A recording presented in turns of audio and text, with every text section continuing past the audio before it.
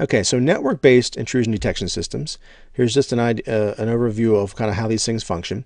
And when you have network-based IDS systems, you can place those in a couple different places within the network.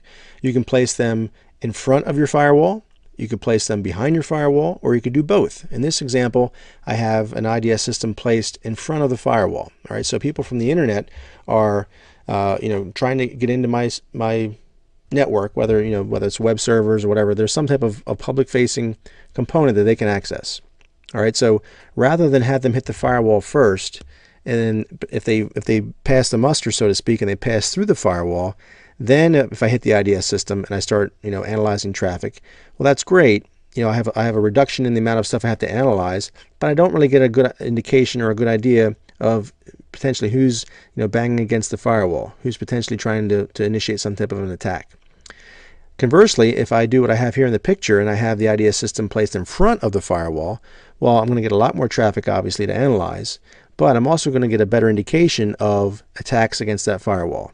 So if you want to look at the best of both worlds, you would place an IDS system in front of your firewall and behind. So that way you get kind of a good indication of everything that's banging against the firewall. Some gets in, some doesn't.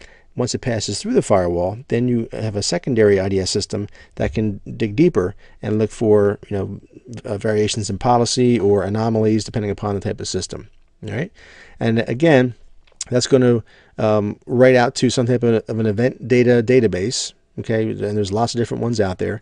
And then typically that's going to pass those types of things, once it has a trigger for an alert or a notification, up to the Network Operations Center or a NOC. And again, depending upon the size of the environment, you may or may not have a NOC in place, you may use a third party for that purpose. But then the NOC is going to either take some type of remediation immediately. They may have some steps. They have some NOC analysts that will say, hey, if this happens, do ABC.